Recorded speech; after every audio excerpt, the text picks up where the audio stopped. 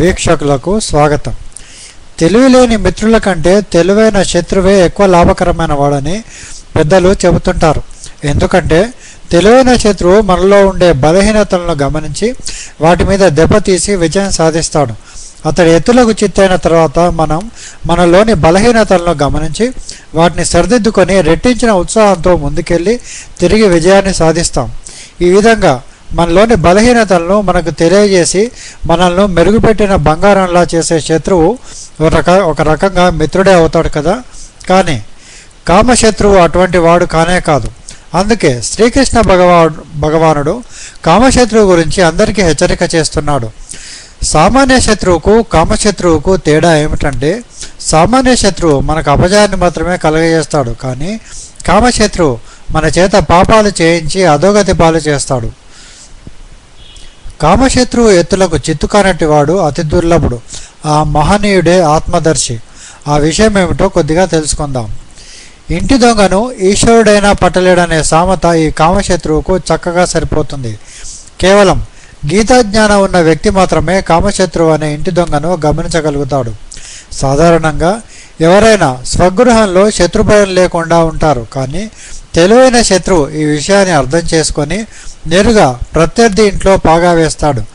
సరిగ్గా కామశత్రువు కూడా ఇదే పని చేస్తున్నాడని శ్రీకృష్ణుడు తెలియజేస్తూ, ఇంద్రియాలు, మనసు, బుద్ధి అనేవే ఈ కామశత్రువు నివసించే స్థానాలు.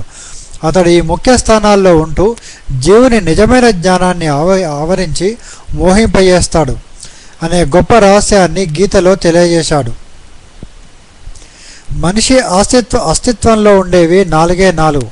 ఇవే ఇంద్రియాలు: మనసు, బుద్ధి, ఆత్మ, దేహం. ఈ నాలుగింటిలో 3 స్థానాలను కామశత్రువు తన స్థానంగా మార్చేసుకుంటాడు. శత్రువు ఎత్తులను తెలుసుకోకపోతే అతడిపై విజయాన్ని సాధించే అవకాశం లేదు. కాబట్టి సకల మానవుల శ్రేయోభిలాషైన గీతాచార్యుడు ఈ విషయం గురించి అందరికీ హెచ్చరిక చేస్తున్నాడు. కామశత్రువును జయించాలని కోరుకునే సాధకుడు ఈ విషయాన్ని గమనించి అతను చొరబడడానికి అవకాశం లేనట్టి స్థానం గురించి తెలుసుకొని దానిలో స్థితుడు, సురక్షితుడు కావాలి. కామశత్రువు చోరబడలేనట్టి స్థానం ఏదైనా ఉందా అని ప్రశ్నిస్తే ఆత్మయే ఆ స్థానం అని చెప్పాల్సి ఉంటుంది. కామశత్రువు తీవ్రంగా పనిచేసే స్థానం మనసు. అతడు మనసును ఇంద్రియ భోగాభిలాషలకు కేంద్రంగా చేసేస్తాడు. అప్పుడు ఇంద్రియాలు కామానికి ఆశ్రయం అవుతాయి. బుద్ధిలో కూడా స్థానాన్ని ఏర్పాటు చేసుకున్న కామము దాని ద్వారా మిథ్య అహంకారాన్ని వృద్ధి చేస్తాడు. ఈ కారణంగా మనిషి పాపాలు చేస్తూ పోతాడు.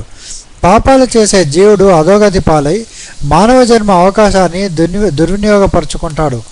పొగ చేత అగ్ని, ధూళి చేత అద్దము, మావి చేత గర్భము కప్పబడినట్టు కామశత్రువు ద్వారా వివిధ దశలలో జీవుడు కప్పబడిపోతాడు అని భగవద్గీత చెబుతుంది.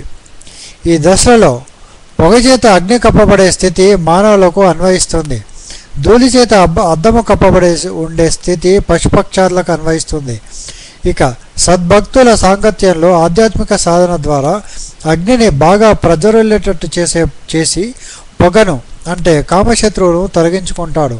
అంటే ప్రతి వ్యక్తికి కామంపై జయం సాధించడం సాధ్యమే.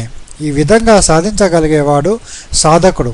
సమస్త పాపాల నుంచి విముక్తుడై నిత్యశాంతి పొందుతాడు.